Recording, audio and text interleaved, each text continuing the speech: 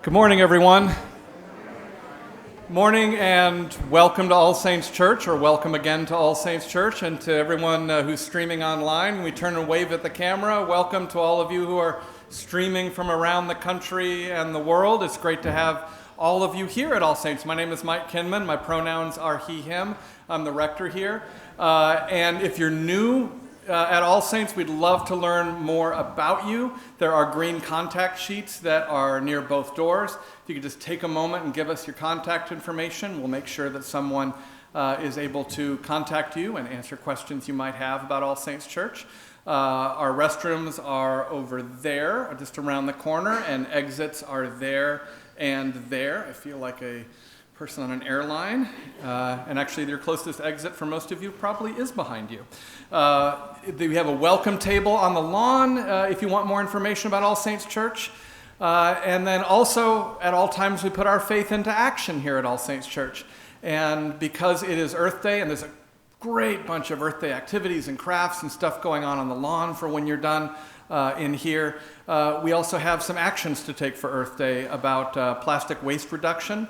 We're inviting you to sign a letter to your member of the California Assembly supporting AB 1080, the California Circular Economy and Plastic Pollution Reduction Act.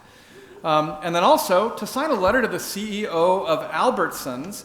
And we believe in thanking people when they do good work. And Albertson has put in place a broad plastic waste reduction pledge to achieve sustainability throughout the company.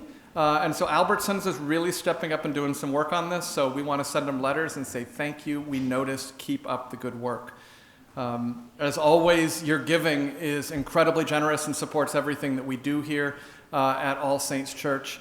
If you have made your pledge for 2019, thank you so much. If you haven't yet, it is not too late to do so, and we're grateful for your support here. If you're watching us online, all you got to do is click that little donate button right below your screen. You can make a gift, you can make a pledge. There's lots of different ways you can give and be part of what's happening here in the All Saints community.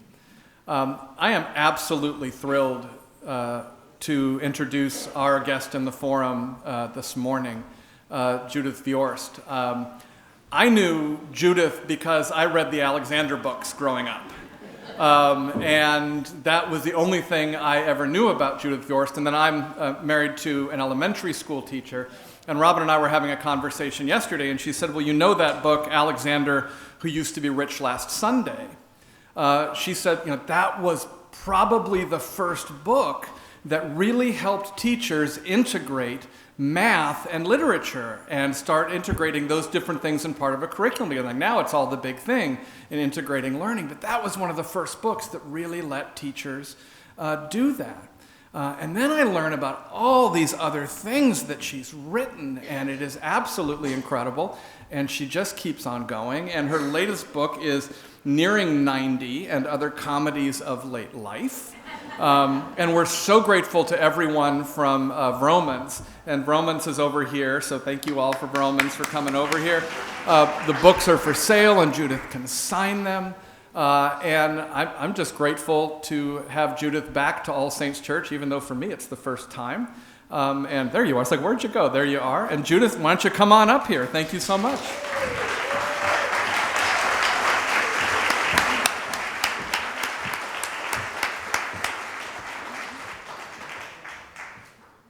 Well, that was a rousing introduction. Could I hear it once more? Hello, everyone. I'm glad to be here. And as I've said many, many times, I've spoken all over the United States. The audience at All Saints is my number one favorite audience. Of course, you are so darn smart. Anyway, I'm glad for this opportunity to talk to you about the many joys of old age. Nearing 90 is the seventh in my series of decade books, which began back when I was in my 30s, back in the 1960s. And since then, I've written a new book every 10 years or so, even though, despite the title, I'm really just a girl of 88. So I would like to point out that the poems in all of my poetry books in no way resemble the poetry of the poets I revere, Auden and Dickinson and Eliot and Yeats and Gerard Manley Hopkins. But I figured somebody had to write about sagging kneecaps and Metamucil. Why not me? So I'm going to be reading you some of my new poems, and I tucked into a little information about, resulting from conversations I've had, readings I've done, about how we could make a happier old age. I'm calling it late life, but it's old age. I've always found something to laugh about in all of my decades of life, though usually in retrospect, after the fact. Many weeks, months, sometimes years later after the event that has happened to me is more like apocalypse now. But the losses of life get more frequent as we get older. And when I proposed a 90s book to my editor, he is my kid's age, and he said he would like to be able to give a book to his parents' age, which is my age. And he didn't quite put it this way, but his point was that wouldn't depress the living hell out of them. A book with some, not that I should deny the tough realities of this stage of life, but maybe bring a little hope, a little cheerfulness into what are somewhat misleadingly called the golden years. Because let's face it, there is plenty to complain about in the golden years. It's a time when a lot of us are selling beloved houses and moving into retirement communities where we find ourselves surrounded by all these old people. It's a time when, seriously, if we're about to tell a joke, we better pause first and make sure we still remember the punchline. It's a time when the late night comics tell us our backs are going out more often than we are. It's also a time, and no one has to tell us this, we are hearing a lot more eulogies than symphonies. And of course, our body, our aging, actually aged body is experiencing a lot of dramas. When I was growing up, my mother's favorite saying was, as long as you have your health. I don't know if that's just a Jewish mother's saying or an everybody saying, but she said it a lot. And I thought that was the most pathetic, pitiful thing I'd ever heard in my life. That's your aspiration for a good life? Your health? Seriously? Well, now, every time my husband Milton and I clink glasses of wine, the toast is to health.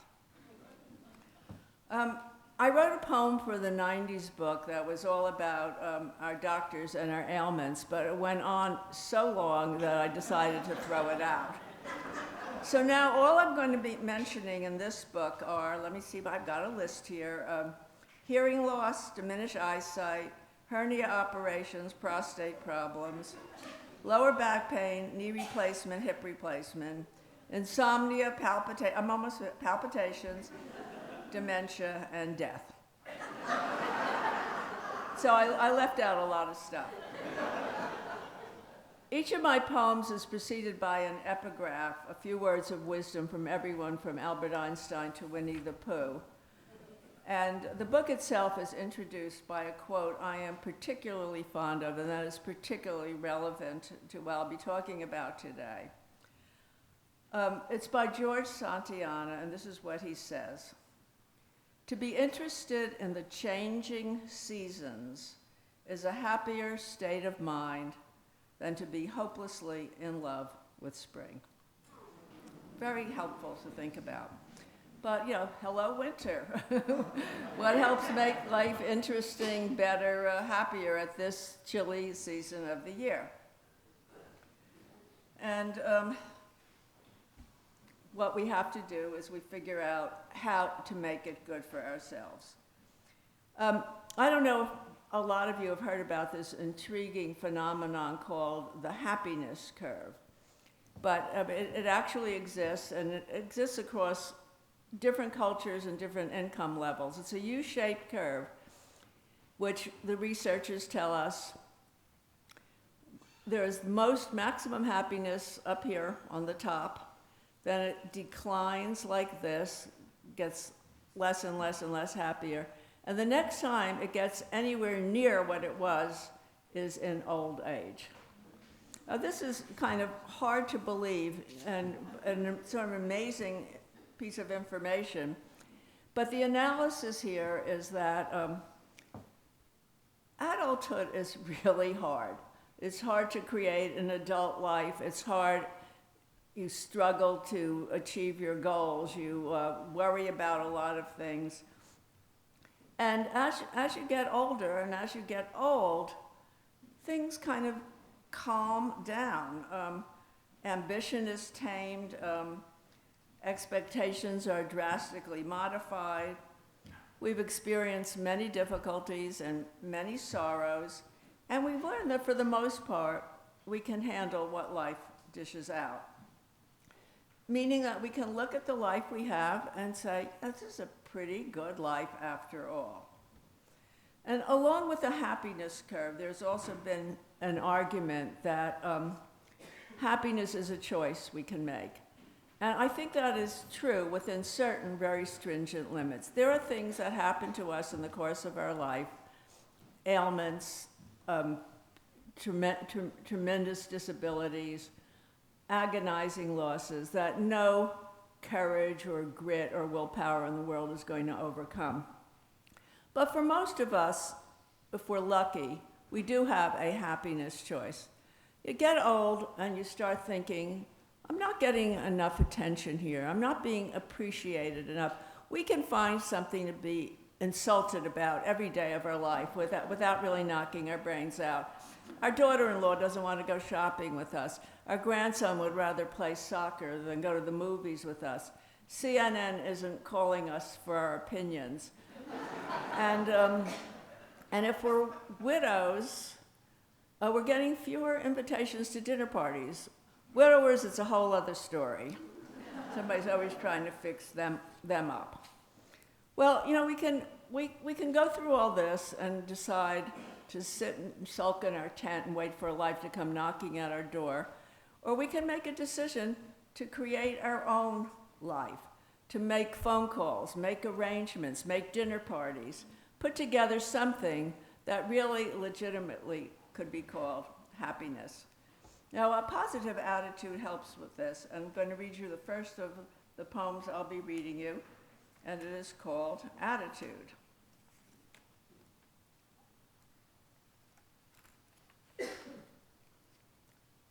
Once upon a time I flirted, smooth of skin, long hair, tight-skirted, never satisfied with what I got. Foolish choices, duds I dated, bad vacations, jobs I hated. What did I complain about?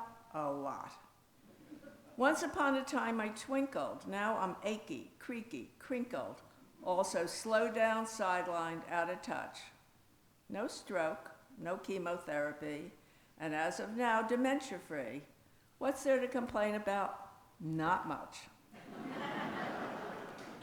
So a positive attitude helps in making a happier late life, and so does for something that people really seem to agree on is becoming better at living in the moment. As we're in our younger years, we're rushing to where we're going next rather than moving slowly and taking a look at where we are now. Nobody's saying that we should not dwell in the past some of the time, savoring the memories we've built up over the years, but not living exclusively in the past. And no one's saying we shouldn't look ahead to the future and pick out a grave plot and your will and do not resuscitate form. But we don't have to sit around brooding grimly about the future either. We could stop and pause and look around and enjoy what's in front of our eyes right now. And it doesn't always just because we're in late life, we don't have to limit our savoring to pussycats and rainbows and adorable little babies. I've got a poem called Man Mowing the Lawn. which is a different kind of in-the-moment experience.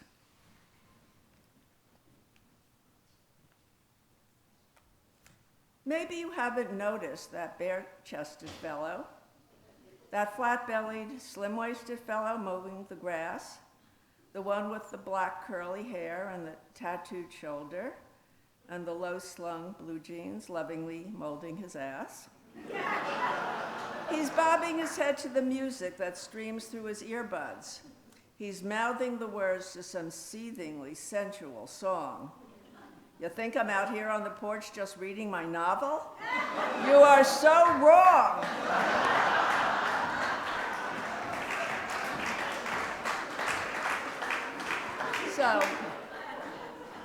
So while our here and now not need be anyone else's here and now, and while we certainly needn't conform to anyone else's idea of, quote, age appropriate, we shouldn't be kidding ourselves into believing that, in actual fact, we're not really old. The writer Ursula Le Guin once said, I love this, if you're 90 years old and you still think you're 45, you'll have a really hard time getting out of the bathtub. Nearing 90 is a lot easier with grab bars, and it may even be easier with a pacemaker or a walker or wearing one of those things around our neck so that when you fall down, you push a button and someone comes and rescues you. As a matter of fact, while our beloved president, that's FDR I'm talking about,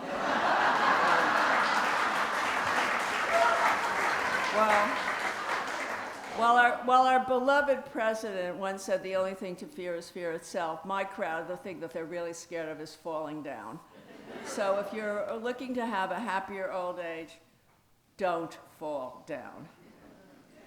Though we may miss running rather than walking and leaping up and down the stairs without holding on to the banister, we can't do that anymore. That isn't the age we're at. Nor, if we've been married 50, 60 years, is the marriage we have now the marriage that we used to have. And we have to start adjusting our expectations and our behavior to the truths of where we are now, whether it's walking or being married. And I've got a poem about marriage called At the Japanese Restaurant.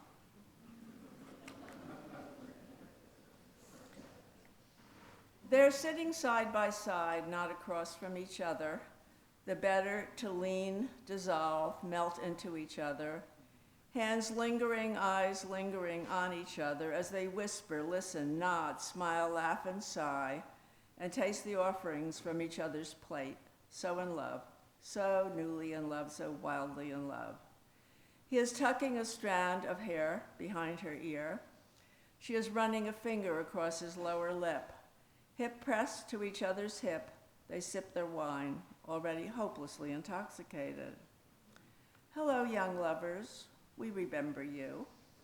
Remember the feverish thrill of being you, and find ourselves surprisingly contented with where the years have brought us, with not being crazed with love lovers anymore, but an old married couple, here on the further, calmer shores of love, sharing, along with sashimi and a California roll, a hot and sour, sweet and spicy life.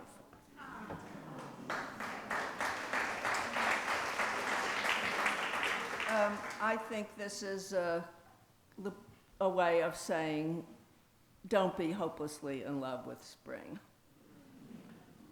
It helps in trying to have a happier old age. And so is being less judgmental and more tolerant of the people in our lives and hoping that they'll do the same for us. I mean, we can sit around thinking how annoying and difficult they are, but what would really help us all is if we realize that while our friends and relatives are sometimes pains in the butt, so are we. Becoming less judgmental and more tolerant of others can increase our opportunities to enjoy and appreciate the life that we're living now. So can actually pausing and paying attention to the good stuff in our life, and we all do have good stuff in our life. It's become something of a cliche to urge people to have an attitude of gratitude, but it really makes a difference if you can sit there and from time to time, I don't go crazy on this, from time to time, actually count your blessings. It changes the reality we live in. It makes us feel lucky, good, and grateful. Another plus for a happier old age is guiding, mentoring, helping the younger generations, which is not just good for them, but good for us too. I mean, by this time we have so much wisdom, so much knowledge, so much experience to impart. And are our own children asking for it? Never. Never. But other people's children may want our advice and may thank us for that advice, and how sweet that is. We can also enliven late life by doing something that is outside our comfort zone, something that gives us a little stretching, a little sense of adventure. Now, I'm not talking anything drastic. I'm not talking anything involving chasms or snakes. I'm not even talking anything that involves being too far away from a doctor or a bathroom. I'm thinking more along the lines of taking a singing lesson, taking a tango lesson, taking a course in black holes, or in my case, just going to the playground. I have a poem called At the Playground. That woman in the sundress and the sneakers, that woman with the hearing aid in her ear, that short of breath, red-faced woman who was running here and there in the heavily humid 90-plus degree heat, that woman who was somehow evading a skinny 12-year-old boy and another who was going on 14, as she sweatily dribbles the basketball to the left, to the right, to the left, to the right again. That woman who, though in urgent need of an air-conditioned room and a glass of iced tea, now aims and jumps and fails to make the shot. Her signature underhand nowhere near the net shot, which brings her personal best to 0-15. That fool for love woman who recklessly said yes to her 2 grandsons when they begged her to go to the playground with them to shoot hoops, that would be me.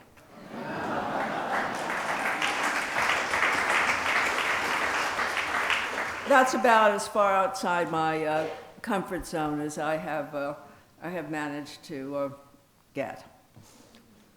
Another on my list of how to have a happier old age is taking some time to contemplate what you wish would be your legacy. I mean, that sounds a little grandiose, but it gives you an opportunity to really look at your life and see the things that you've done that you are proud of, and maybe a few things that you still have a little time left to improve. This is called my legacy. Since it's looking as if my legacy isn't shaping up to be peace on earth and universal health care, here's what I'm hoping to be remembered for.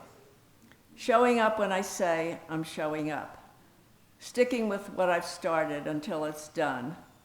Sending Valentines to all the children in our family until they reach the age of 21, and never, ever leaving the house without eyeliner. Playing a relentless game of Scrabble, keeping the secrets I promised I would keep. Being able to laugh about the bad things that happened to me, though not before I first whine and weep and rail against my fate and blame my husband. Doing work I'm able to be proud of, making a truly transcendent matzo ball. Coming to terms with mortality, though to be perfectly honest, I'm still not feeling all that thrilled about dying. Coming to terms with not feeling thrilled about dying. Watching over the people that I love, grateful they're watching over me as well.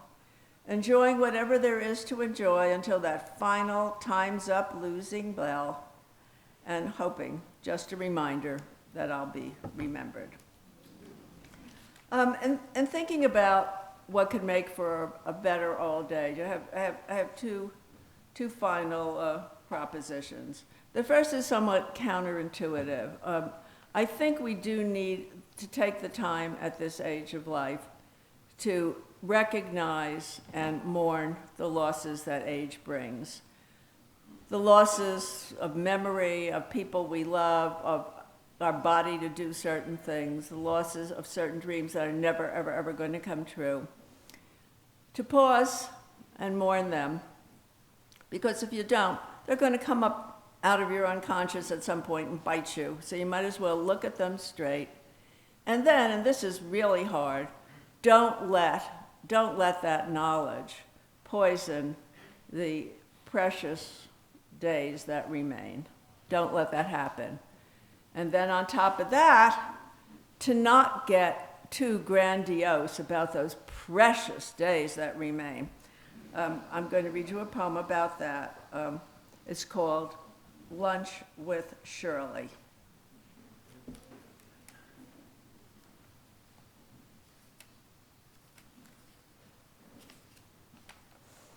So sometimes I wake in the morning and I'm thinking that this could turn out to be my last day on earth.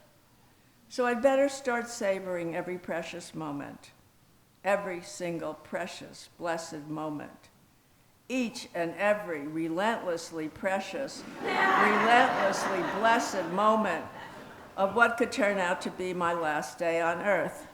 This is very exhausting. So I'm thinking today I'll just have lunch with Shirley, and we'll share the Caesar salad and the shrimp, and talk through our decaf espresso about everything and nothing, nothing and everything. Our marriages, thinning hair, gun control, the grandchildren, how many times we get up to pee at night. The coming election, our book club selection, whether this lipstick's too bright, and does eating a pickle really help with leg cramps?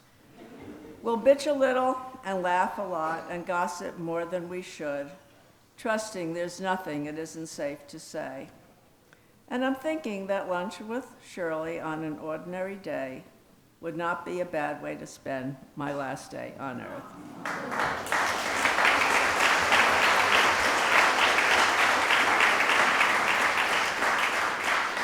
And finally, I passionately recommend acquiring, developing, or speeding up your sense of humor, because you're not going to be able to get through the tough times of late life without laughter. In nearing 90 in my life, I've really depended on humor, though, as I'm going to show you in this next poem, a lot of stuff happens to you, and I very rarely laugh while it's happening, as I said, only later. But eventually, I'm able to laugh and able to understand, even now, that the emphasis in late life can still be on comedy, not tragedy. So let me end with what's the first poem in the book. It's called What Happened. So while I was writing thank you notes for the guest towels, the fondue forks, and the other wedding presents, and while I was mastering Julia's coq au vin, and while I was discovering that I had married a man who didn't believe in entering checks in a checkbook, and while we were disagreeing about the cost of the couch, the color of the kitchen, being late, and the frequency of sex, and while we were having babies who immediately transformed us into besotted parents and sleep-deprived wrecks, so much for sex, and while I was doing carpools and station wagons and polyester while beaded bell-bottom swingers were having a ball, and while I was being wifely, maternal, professional, and political and wondering what was so great about having it all, and while he was asking, would it really kill me to be nice to his cousin Arnie, to which my honest answer was, yes, it would. And while I was asking whether when he went overnight to Boston and didn't phone me, he was up to his ears in work or up to no good. And while I was going through my what's the meaning of it all, after all, midlife crisis, resolved with some therapy and an eyelid lift. And while we were deciding if we were ready to make the shift from ski vacations to Caribbean cruises, And while when the children were grown up and gone and he had finally retired and we were, for better or worse, alone at last, and while, as the years sped past, we found ourselves listening to more eulogies than symphonies, and while I drove him to specialists and he drove me to specialists, and we kept each other warm when it was cold, what happened was we got oldish, then older, then even older than that, and then we got old. Thank you.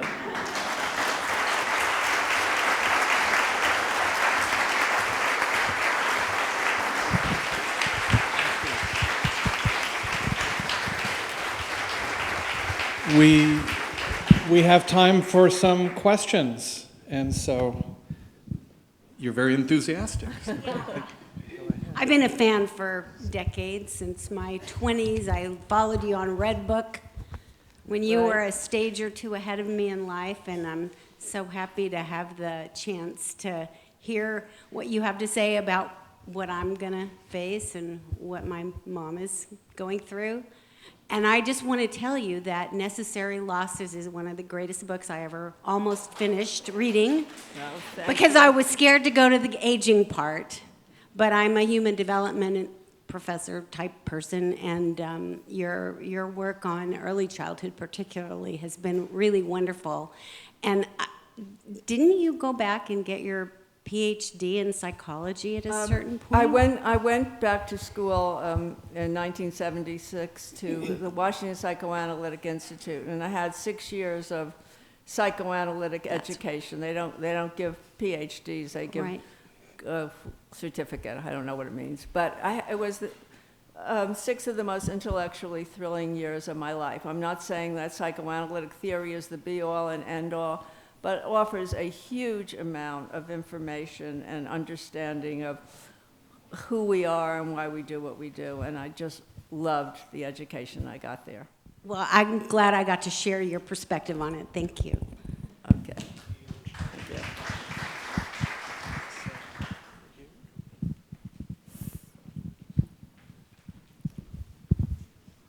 Thank you. Thank you. Thank you very much. I have a question for you. Sure. If you have a bucket list, is there anything on that? I actually have a poem about all the things that are not on my bucket list. I don't have a bucket list. No, I'm sticking with the here and now. Great. Thank you. Thanks.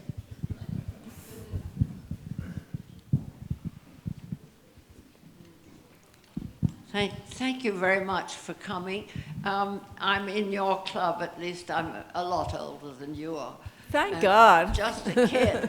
But I wanted to ask you why you didn't have, in addition to keeping your health, having your marbles.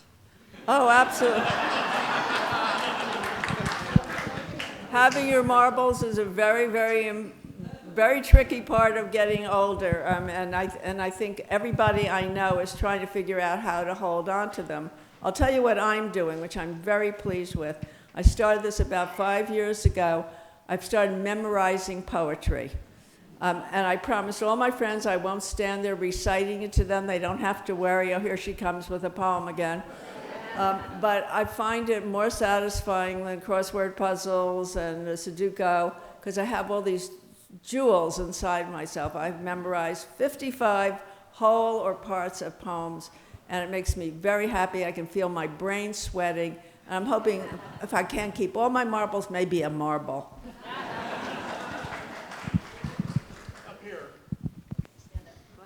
How do you thought by making all these funny books?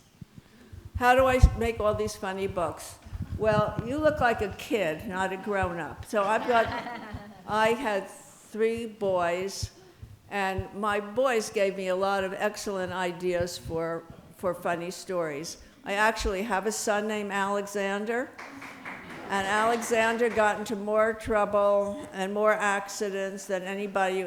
Alexander came home one day from school saying, oh, I killed my leg. I said, what happened, honey, soccer? He said, no, story time. Alexander wriggled so much that he fell off his chair and got a knee injury. So I got a lot of funny ideas from my kids. So I have a question about that, because I'm wondering about Alexander's experience, because in some ways it was sort of like social media on steroids before social media. Because I know my kids don't post anything about me online because I don't like the idea that people know what I'm doing. What was it like for Alexander to have this beloved children's book be about him? Well, I have to tell you, I read the Alexander book in manuscript to Alexander. I think he was 4 or 5 at the time. And I thought it would cheer him up. He hated it.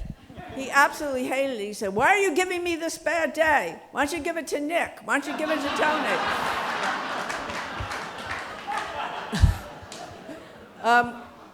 What got me out of it was in my best manipulative mommy mode, I said, "Honey, it's not published yet. We can call it Stanley and the Terrible Horrible, but then your name won't be in great big letters." He said, "Keep it Alexander." That's great. Here you go. Thank you for reminding us that being old is the major problem is not ageism, although that's a problem. It is a problem. Being old is hard, and you have to do what you can to make the most of it. And there's a lot of material to work with, and you really demonstrate that so beautifully. Thank you. Well, thank you. Thank you.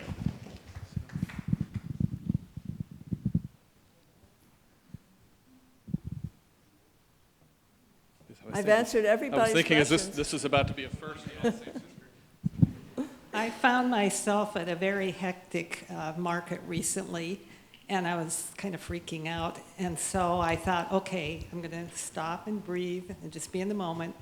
I don't have to rush around. I'm retired. And I started to love it. And then I looked behind me, and I was right in the way of a woman worker who was carrying some very heavy thing, wondering when is this old lady going to get out of my way? How do you deal with that tension between the two? You say, "I'm really sorry. I'm getting out of this moment immediately." So I recently, this last year, spent a lot of time in China, and I have to tell you, if at being old, the place you want to be is in China, because the young people run up to carry your suitcases down the stairs, and you get a lot of attention and respect for the elders, which, by the way, I don't experience here. So. Absolutely not. I mean, one of my more bitter experiences is I'm staggering along with a heavy suitcase, and there's some lithe, beautiful 24-year-old girl, and everybody wants to help her with her suitcase. So I understand the problem. So you mentioned just sort of briefly the difference between widows and widowers in terms of invitations. Right. What other gender differences are you noticing in terms of aging? Well, I get the feeling that women find it much harder to find a mate than men do. I have a poem here about a widower based on my observation of many, many widowers.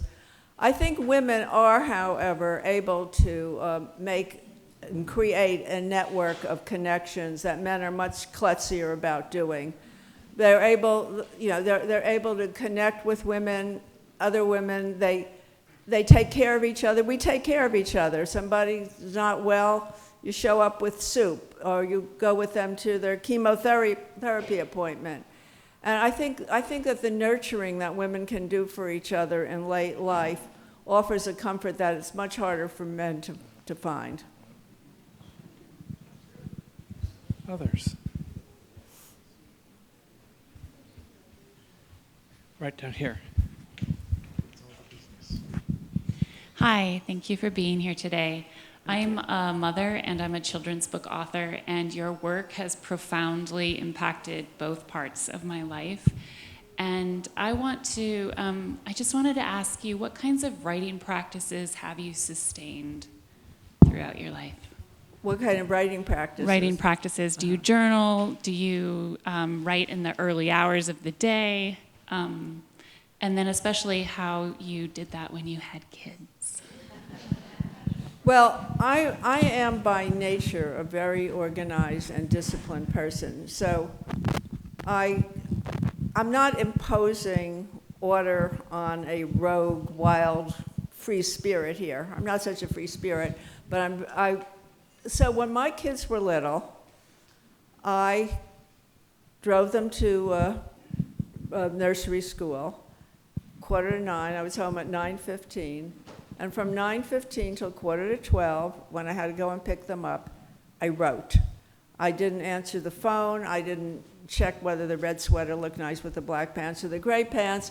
I did not get distracted. That was my time to write, and I wrote. And that is basically the way I have always handled my writing life. When I wrote Necessary Losses, which I had a 3-year deadline on, I wrote a 16-page outline. I divided up what I was going to do by year, by month, by week, by day. Mm-hmm. If I went to New York City to visit my girlfriend Hannah, I came with a pad and pencil, and I had to write my page before I could go to Bloomingdale's. And one page a day does not sound like a lot, but it's 5 pages at the end of a week, and it builds up. Yeah. It also helps to have a husband who helps with the kids, does the dishes, makes breakfast, and calls the guy when the washing machine goes on the blink. So I recommend one of those too. Great. So I wanted to just take a moment just to say thank you. Thank you so much for being here. Thank you for being a part of All Saints' life. And just thank you for all that you continue to give to all of us. Thank you very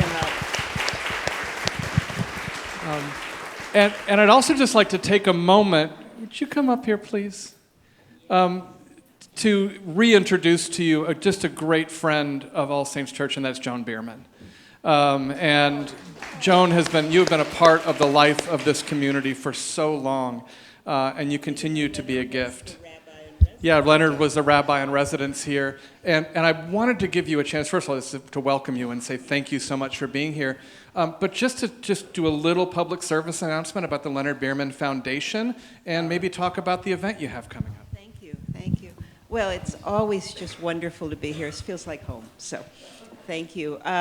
Well, in Leonard's memory, we started a Biermann Foundation for Peace and Justice, and our dearest friend Jane Olson is on our board, who's here, and we have 2 particular missions that we are trying to create in Leonard's legacy, and one is acknowledging heroes of his age, but this age and everybody's age.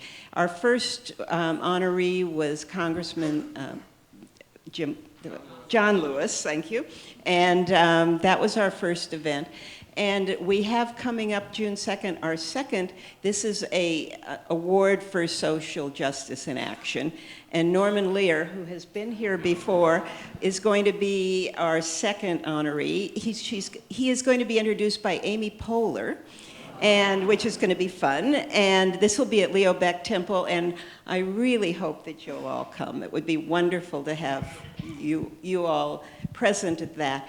And the second part of the mission, and they will be honored also, are young people younger than 30 who kind of are in the tradition and image of Leonard's courageous approach to social justice. So we're honoring 3, and I won't go through the names, but one of them is the mayor, Michael Tubbs of Stockton, who is 28 years old, and he has reinvented Stockton, California, and he will be in conversation with Norman in a young and old view of social justice. And we're hoping to be inspired and to feel some hope in this time.